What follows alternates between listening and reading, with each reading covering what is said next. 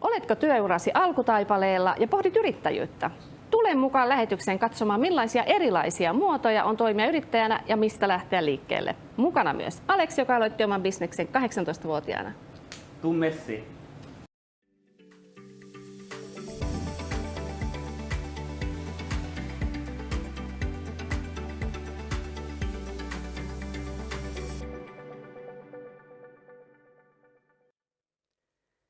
Tervehdys täältä Uudenmaan T-livestä.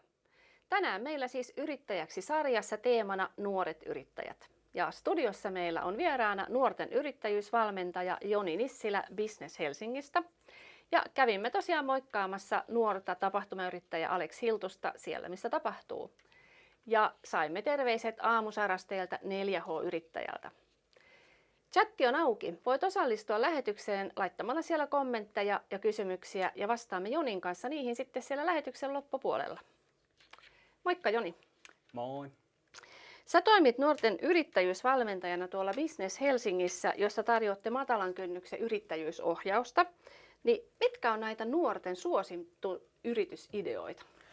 No meille, mitä tulee, meillä on alle 30-vuotiaita nuoria, niin sanoisin, että valtaosa on semmoista itsensä työllistämistä, että on ihan perinteisiä aloja, parturi, kampaaja, kosmetologia, tällaista, mutta sitten niin kun luovat alat on kanssa tosi niin kun isosti edustettuna ja sisällöntuotanto, some, tällaiset, että laidasta laitaan, mutta mitä meille tulee, niin usein nimenomaan itsensä työllistämistä.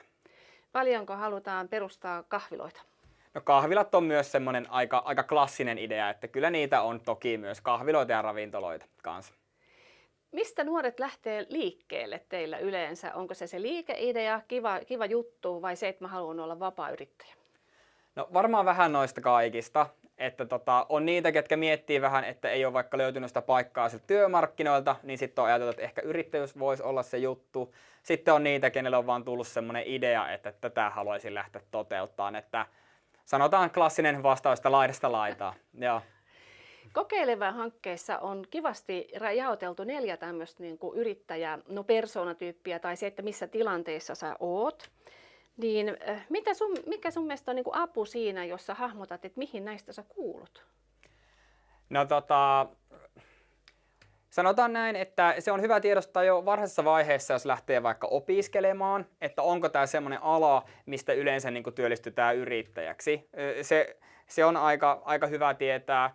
Ja sitten toinen juttu mä sanoisin, että on hyvä myös, kun tuossa oli se esimerkiksi, että ei tiedosta, että yrittäjyys olisi oma juttu, niin kannattaa vähän tutkia sitä yrittäjyyttä, että mitä se yrittäjyys oikeastaan tarkoittaa. Eli siitä saattaa sulla olla vähän niin kuin vääränlainen kuva kuin mitä se oikeasti on. Mutta toi niin kuin taulukko, mikä tuossa oli, niin ihan hyvää osviittaa antaa kyllä varmasti pohdintoihin.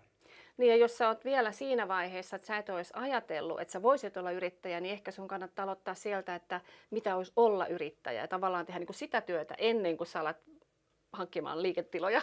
No joo, ihan ekana ei sitä liiketilaa kannata hommata, että vähän suunnittelua pitää tehdä ja katsoa ympärille, että minkälaisia yrittäjiä ympärillä näkyy, niin ehkä sieltä voi saada vähän sitä niin kuin esimerkkiä kanssa. Minkälaisia käsityksiä nuorilla yleensä nykyään on yrittäjyydestä? No kyllä se perinteinen käsitys siellä on varmasti, että paperitöitä on aika paljon ja velvollisuuksia on aika paljon. Mutta sitten on myös niitä, ketkä ei välttämättä lähtee tosi rohkeasti eikä ole edes niinku hoksannutkaan, että niitä on. Että tässäkin sanoo, että aika monipuolisia käsityksiä. Mistä asiasta tuntuu olevan semmoinen suurin epätietoisuus, ei niinku hahmoteta sitä? No en ehkä osaa ihan yhtä sanoa, mutta no just kun tuossa puhuttiin vaikka noista kahviloista, tuli nyt mieleen, niin että rahoitus saattaa olla semmoinen, ettei välttämättä hoksata, että jos perustaa vaikka oman ravintolan, niin se on melkoisen iso projekti, että siinä pitää olla rahoitusta takana vähän ja verkostoja ja kenties lainaa ja tällaista, että ehkä se, että niin kuin jos nähdään, että joku on pärjännyt jollain alalla yrittäjänä, niin ei välttämättä aina tiedetä, että kuinka paljon työtä ja niin kuin selvittelyä siihen on vaadittu. Silloin ne laskelmat on tärkeitä. Käydään kohta läpi nämä tärkeimmät stepit, mutta katsotaan ensin tämä Aleksin keissi.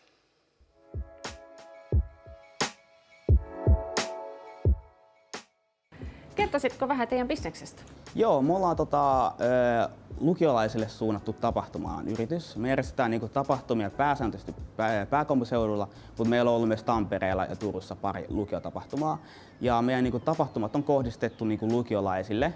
Ja me myydään pääsylippuja kouluille ja koulussa tulee opiskelijoita juhlimaan meidän tapahtumiin, kuten penkkareihin, joka järjestettiin 2 viikkoa sitten täällä. Täällä oli semmoinen 800 lukiolaista juhlimassa penkkareiden jatkoja täällä Helsingin Heidisbell-baarissa. Ja toi on meidän liiketoimintamalli tällä hetkellä. Silloin kun te aloititte tämän, niin kiinnostiko enemmän se yrittäjyys vai tämän teidän idean toteuttaminen? Silloin kun me aloitettiin tämä noin vähän yli vuosi sitten virallisesti, niin silloin me lähdettiin aluksi kyllä ihan tekemään tätä sen oman intohimon takia. Et me oltiin eka järjestetty pari semmoista vähän epävirallisempaa tapahtumaa, mutta sitten me oltiin huomattu, että hei, tämähän toimii, tämä vetää jengiä ja se oli ihan hauskaa.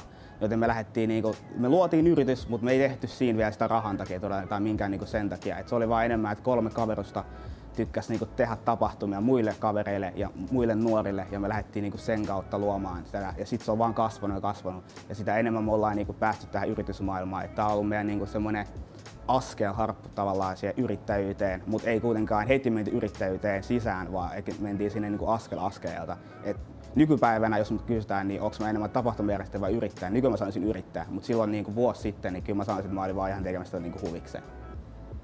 Sä työllistät myöskin kavereita. Mitä etuja ja haittoja sä näet tässä? Mitä vois kämmätä?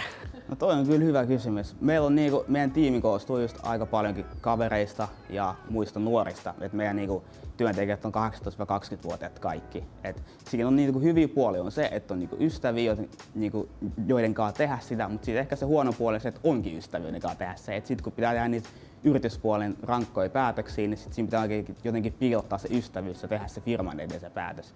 Et se on ehkä se vaikein puoli siinä, kun tekee hyvien ystävien kanssa, joiden kanssa on kasvanut lapsesta saakka. Et se on ehkä se vaikea puoli, mutta se hyvä puoli on se, että siinä on myös ne ystävät tukena aina. Ja ne kyllä ottaa sen todella tosissaan, koska sitten kun tekee niiden kanssa, niin kaikki haluaa tehdä yhteen hiileen.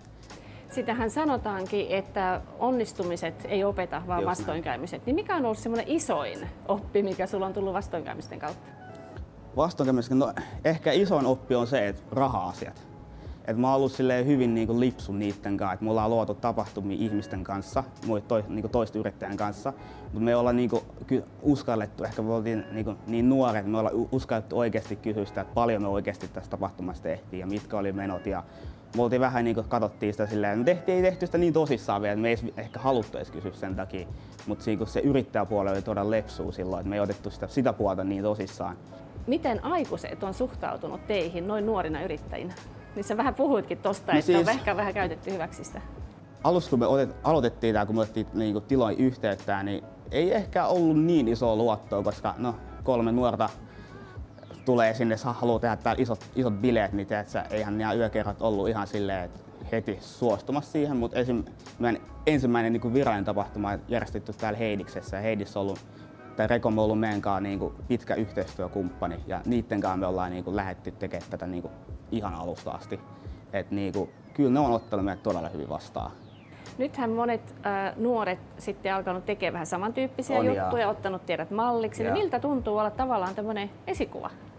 No siis se on ihan hienoa. Mulla on monia kavereita, jotka on aloittanut tekemään tapahtumia, kavereita ja ihan huomaa vähän nykyään, että viikoittain tulee joku tapahtuma järjestää ulos. Ja mun mielestä se on vaan hienoa, että on pystynyt jollain tavalla raivaamaan tieltä muille tietä, että me ollaan onnistuttu jotenkin tässä, että muutkin on uskaltanut aloittaa yrittäjyyttä. Miten sä nyt sanoisit sellaiselle nuorelle, joka katsoo tätä ja miettii, että hei, mäkin voisin, niin millä tsemppaisit, että pitääkö olla paljon rohkeutta vai hirveästi tietoa vai suoraan syvään päätyyn? Mä sanoisin, että paljon rohkeutta.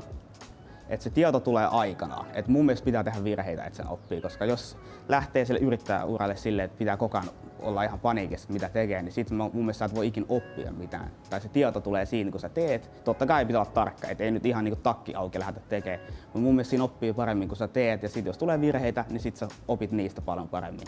Et molempia tavallaan. Mutta kyllä mä uskon, että se nuorille se yrittäjyys, niin kyllä se pitää vaan uskaltaa tehdä. Et jos on pienikin idea, sen ei tarvitse olla mikään iso. Että lähtee vaan tekemään, koska ei sitä ikinä tiedä, että siitä voi 5 vuoden päästä tulla multimiljonääri yritys. Niin. Mä oon ihan sitä mieltä. Just noin. Yes. Ei muuta kuin tsemppiä pääsykokeisiin ja kiitti Aleksi. Kiitos paljon.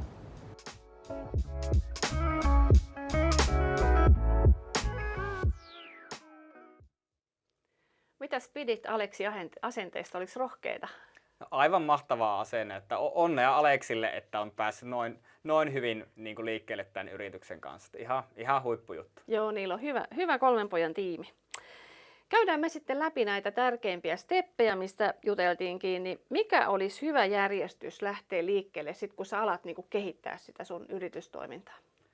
Se riippuu tietenkin vähän, että missä sä oot nyt. Tässä oli hyvä esimerkki Aleksilla, että lähdettiin vähän niin kuin ikään kuin harrastuksen kautta tekemään ja vähän niin kuin testattiin. Se on yksi ihan hyvä polku ja kyllä mä niin kuin nuorille, ketkä on vielä vaikka opiskelemassa tai muuta, niin mä kyllä lämpimästi suosittelen sitä, että katsoo, voisiko siellä vaikka testata sitä yrittäjyyttä vähän. Mutta sitten jos sitä katsoo ihan niin kuin urana enemmän tai sillä tavalla työllistää itsensä yrittäjänä, niin kyllä se lähtee sitä ideasta tietenkin. Sitä kautta mennään liiketoimintasuunnitelmaan, sitä kautta mennään laskelmiin ja tähän kaikkeen on ilmaisia maksuttomia palveluita myös niin kuin tukena, mutta sitä kautta se lähtee menemään kohti sitä konkretiaa. Ehkä se idea on semmoinen hyvä, mitä miettiä ihan ekana. Et ihan heti ei kannata sitä liiketilaa lähteä vuokraamaan, vaan on vähän enemmän pitää tehdä suunnittelua ennen sitä. Joo, tavallaan se pohjatyö ja jotain testausajatuksia ehkä. Tai Kyllä. sitten on tietysti rahoitukset, johon voi miettiä tukia. Kaikki tämmöisiä tilat ehkä ei ole ensimmäisenä listalla. Ei ole. Että no vaikka nyt niin rahoituksesta tuesta puhuttiin ja no, starttiraha on hyvä mainita, että sitten tavallaan niin kuin nämä kaikki suunnitelmat ja muut pitää olla valmiina ennen kuin sitä lähdetään hakemaan. Että Hyvä. Miksikäs se liiketoimintasuunnitelma sitten tehdään? Miten se palvelee tätä aloittelevaa yrittäjyyttä miettivää? no se vähän niin kuin pakottaa sut tiivistämään sen idean. Se on sulle niin kuin aito apu siihen. Sulla voi olla päässä joku idea, mutta sitten kun sä alat tekemään sitä suunnitelmaa, niin sä huomaatkin, että enhän mä oon miettinyt tuota, enkä mä oon miettinyt tuota. Ja se auttaa sua niin kuin keskittymään myös olennaiseen. Että kyllä se on niin kuin ihan kaiken A ja O olla se suunnitelma niin kuin ennen sitä yrityksen perustamista. Joo. Puhutaan vähän tuosta rahoituksesta, koska näihin, niin kuin sä sanoit, tämmöisiä tiettyjä asiantuntijatehtäviä sä tarvit vaan läppäriä, se on about siinä. Mutta sitten tarvit vähän enemmän, niin miten niin kuin nuoret ajattelee tätä, että onko heillä realistiset käsitykset rahoituksen suhteen? No varmasti riippuu. Puhuinkin aikaisemmin vaikka tuosta ravintola-esimerkistä, että totta kai meille tulee myös niitä, keillä saattaa olla sitten vähän niin kuin, että ei tajutakaan, että kuinka paljon rahaa tämä niin kuin vaatii. Mutta sen verran sanon, että on niin kuin aloja. Musta toi Aleksin yritys oli hyvä esimerkki, että siinähän itse toimittiin tapahtuma, ehkä vähän ravintola-alallakin, mutta ei tarvi mitään omia tiloja hommata ja aika pienellä rahoituksellakin niin kuin pyörii. Kun mietitte ideaa, niin miettikää samaan tien, että kuinka paljon pääomaa tämä mahdollisesti tarvii. Ja sitten totta kai laskelmat tehdään myöhemmin, jossa sitten niin kuin kohdataan se totuus, että paljonko tämä mahdollisesti tarvitsisi. Kun teillä puhutaan rahoituksesta, niin onko käynyt mielessä yleensä, että kannattaisi olla sellainen puskurirahoitus, että sun täytyy niin kuin jollain elättää itsesi ennen kuin se yritys alkaa toimimaan? Joo, totta kai, että kun tehdään rahoituslaskelma ennen yritystoiminnan aloittamista, niin kyllä siinä pitää tehdä vähän niitä laskelmia, että kuinka kauan sun pitää tavallaan tehdä ennen kuin se yritys alkaa tuottaa sulle, että sä voit itse elää sillä yrityksellä, joten ehdottomasti sitä niin sanottua bufferia pitää siinä olla. Riippuu alasta aika paljon, että jotkut alkaa tuottaa niin kuin aika nopeastikin, jossakin joudutaan vähän enemmän niin kuin odottamaan ennen kuin se raha alkaa tulla sisään. Maailmalla on aika yleinen tämmöinen joukkorahoituskampanja, joka toimii niin kuin tietyillä aloilla hyvin, koska se toimii samalla markkinointina ja sitten se toimii siinä vuorovaikutteisena. Nämä sun asiakkaat pystyy niin kuin osallistumaan sun bisnesideaan. Niin onko tämä Suomessa kuinka iso juttu? No kyllä sitä varmasti Suomessakin niin kuin tehdään. En ole tässä asiantuntija, mutta musta on hienoa, että on tullut näitä uudenlaisia tavallaan keinoja. Toisaalta niin kuin rahoittaa kiinnostavia projekteja niin kuin yksityishenkilöillä ja sitten toisaalta yrittäjille niin kerätä myös tuolla tavalla rahaa. Joten niin kuin kaikki keinot käyttöön totta kai siinä rahoituksen hakemisessa. Ja se toimii varmaan testauksena samalla, että kiinnostuuko kukaan sun ideasta? Se on hyvä pointti, toimii hyvänä liikeidean testauksena ehdottomasti. Ainahan ei tarvitse sitten perustaa heti osakeyhtiöitä, on tämmöisiä kevyempiäkin malleja, niin mitäs näitä voisi olla? No joo, tietenkin toiminimi, se on niinku kevyempi, että jos toimii niinku yksin yrittäjänä, niin toiminimi. Mutta sitten vielä kevyempi on tietenkin nämä erilaiset laskutuspalvelut, kevyt yrittäjyyspalvelut, mistä puhutaan, että niissä se kevein versio on semmoinen, että ihan periaatteessa oman verokortin kautta toimit, ja jos sä saat asiakkaan, niin voit sen palvelun kautta sitten laskuttaa, että syötät verokortin sinne ja laitat asiakkaalle laskun, ja sun ei tarvitse sen enempää huolehtia vaikka kirjanpidosta tai tämmöisistä jutuista, että niissä on kyllä etunsa varsinkin tämmöiseen testausvaiheeseen, niin toimii tosi hyvin mun mielestä. Ja sitten näistä aloittavan yrittäjän eri stepeistähän me puhuttiin myöskin tuossa tämän Yrittäjäksi-sarjan osa ykkösessä. Kannattaa katsoa se, linkki löytyy chatista.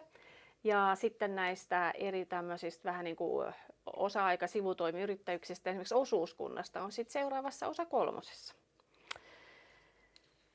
Ja sitten on vielä tämä 4H-yrittäjyys, joka on tämmöinen kevyt pienimuotoinen yrittäjyyden malli, ja se on ohjattu, koska siinä voi osallistua 4H:n järjestämään yrittäjyyskoulutukseen, joka on loistava tapa sekä testata sitä liikeideaa että myöskin sitä omaa niin kuin ajatusta, että tykkäisin olla yrittäjä. Niin katsotaan sitten Aamusarasteen lähettämä 4H-yrittäjyysvideo. Moi! Mä oon Aamu Saraste, mä oon 20-vuotias ja mä oon pyörittänyt 4H-yritystä siitä asti, kun mä olin 15 vuotta. Mun yritys on Aamuparkki lastenhoitopalvelu. Mä käyn satunnaisesti lapsiperheiden kotona auttelemassa tai mun apua voi tilata esimerkiksi juhliin tai tapahtumiin. Mun yritys on pyörinyt Rovaniemellä, mutta tällä hetkellä se pyörii Espoossa. Mun tosi pitkäaikainen unelma on elättää joskus itteni yrittämällä, ja tää yrityksen harjoittelu 4H:n kautta on antanut mulle ihan hirveästi innostusta haaveilla ja ideoida mun tulevaisuuden yritystä varten.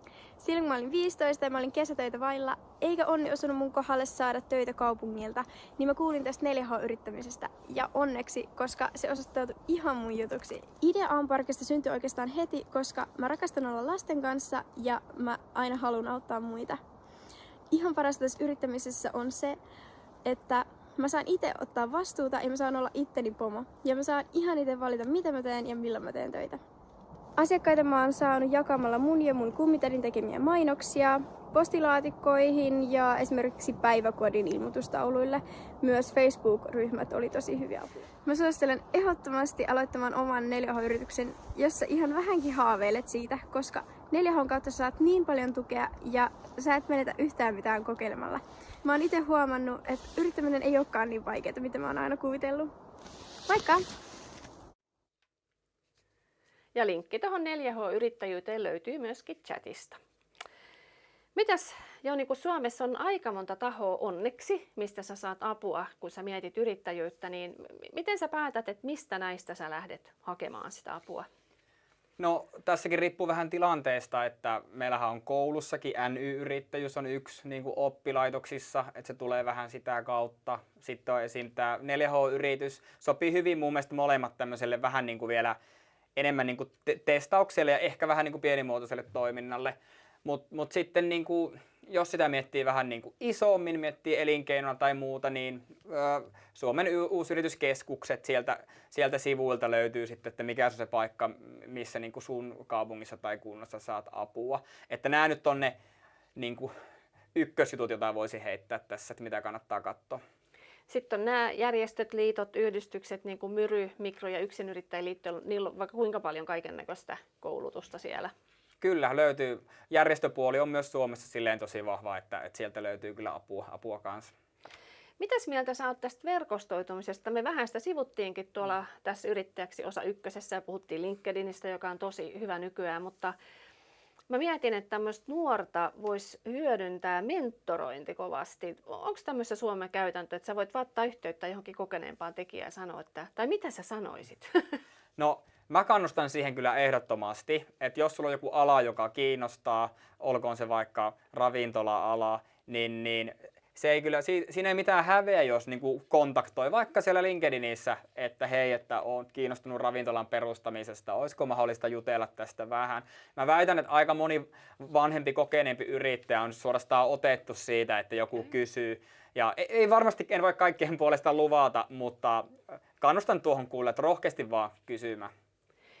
Mitkäs sun kokemuksen mukaan on semmoiset pahimmat sudenkoupat, mihin saattaa kompastua tämmöinen, joka yrittäjyyttä miettii? No, mä sanoisin, että se, että ei lähde tekemään sitä liiketoimintasuunnitelmaa, että vähän niin kuin on sille, että joo, mä ajattelin perustaa joskus yrityksen, mutta sä et ikinä oikein lähde viemään sitä kunnolla niin kuin eteenpäin. Se on nyt ehkä yksi.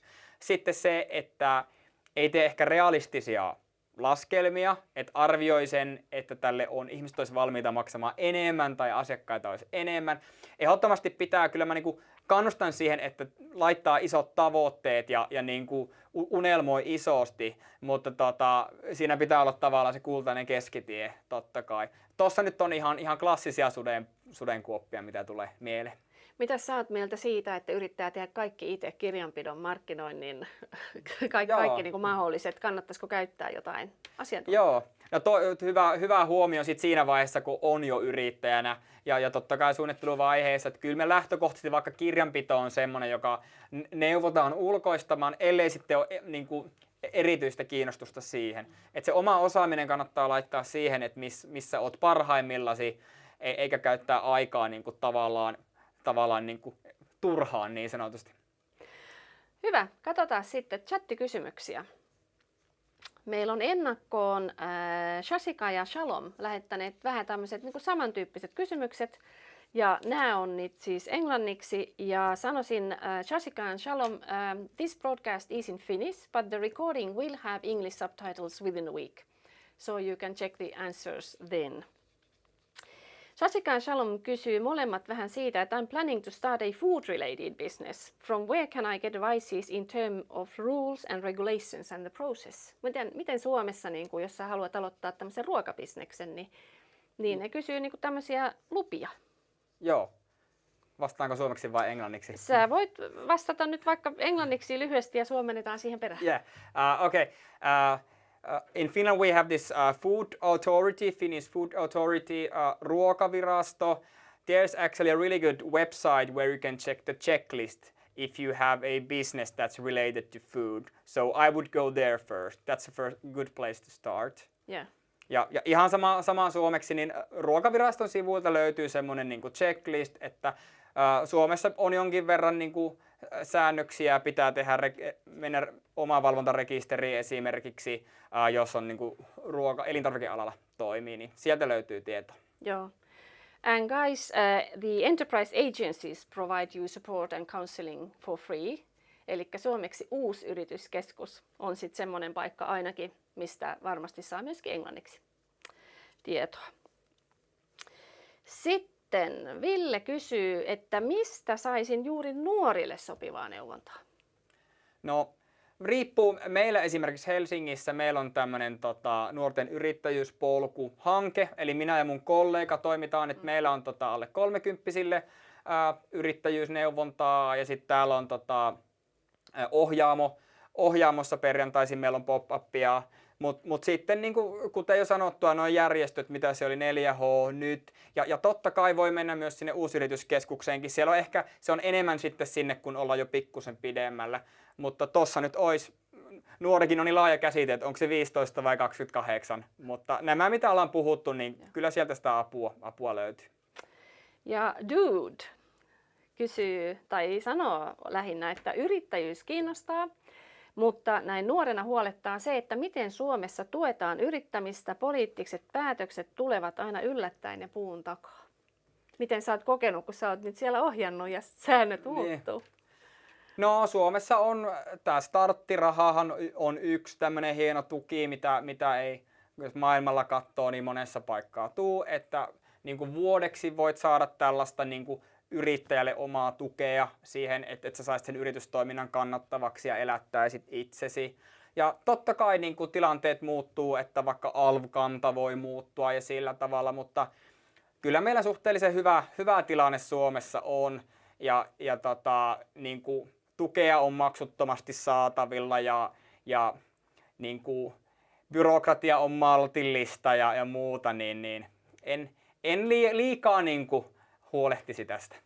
Ja maailmalla asureina voin sanoa, että Suomessa sä voit ainakin luottaa siihen tietoon, minkä sä saat pääsääntöisesti, että täällä on niin kuin asiat on järjestelmällisiä, mutta Duudille sanoisin, että jos et halua vaan passiivisena katsoa sivusta, niin mene mukana näihin toimintoihin, Myryn tai jonkun muun toimintaan, nuoret yrittäjät, jos sä pääset sitten vaikuttamaan siihen, koska nämä isommat tämmöiset päätökset tehdään tuolla korkeammalla tasolla, niin siihen voi vaikuttaa.